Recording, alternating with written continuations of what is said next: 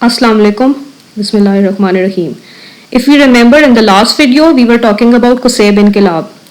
Now, Qusay bin Kilab had two major achievements. His first achievement was shifting the leadership of the city of Makkah to the Quraysh. Ever since his time, the leadership of Makkah remained with the Quraysh. His second major achievement was the foundation of Darun Nadwa, An-Nadwa house. A Nadwa house was built on the northern side of the Kaaba. It was a kind of parliament building, and all sorts of problems used to be discussed over there. Consensus used to be reached over all sticking points. All caravans used to leave from Darun Nadwa, and also all sorts of marriages and other ceremonies and celebrations also used to happen at Darun Nadwa. So Darun Nadwa was basically a very important place in Makkah. A repeat of the privileges and duties that started at the time of Qusay, Darun Nadwa, the banner of war, door of the Kaaba, providing water to pilgrims and providing food to pilgrims. Now we get to Hashim, who was the son of Abdul Munaf. Now Hashim was the foremost man of his day. In the line of Qusay, somebody always used to stand out, and in this generation it was Hashim. And therefore lots of people, not surprisingly, wanted leadership to be with him and with the sons of Abdul Munaf instead of with the sons of Abdul Dar. That led to conflict between Banu Abdul Dar and Banu Abdul Munaf. Now Banu Abdul Dar was supported by Banu Makhzum and some remote cousins, and together they were called the Confederates.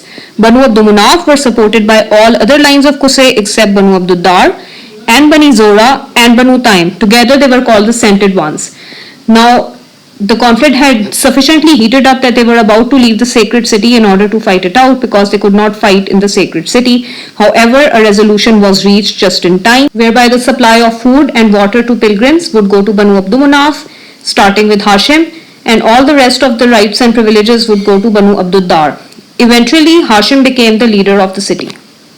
We know that Allah subhanahu wa ta'ala in the Surah Quraysh is reminding the Quraysh of the big blessing that He has bestowed upon them in the form of trade. Now Hashim was the one where it all started.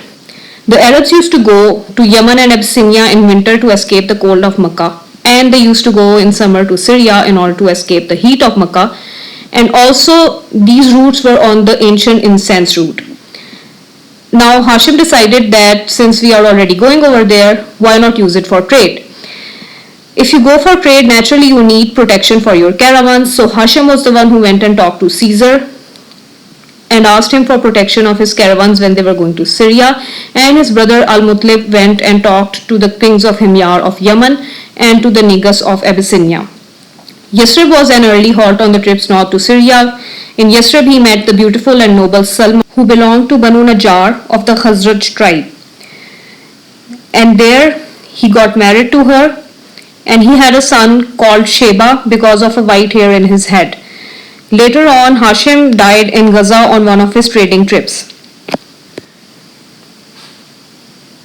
Now Hashim had a nephew called Umayyah. Umayyah was the son of his brother Abdul Shams. Umayyah was jealous of his uncle because his uncle had a great reputation in the city. No matter how much money he would spend and no matter how many poor people he would feed, somehow people would never accept that he could ever be like Hashim. And if he tried to be like that, they would say, no matter what you do, you can't be like Hashim.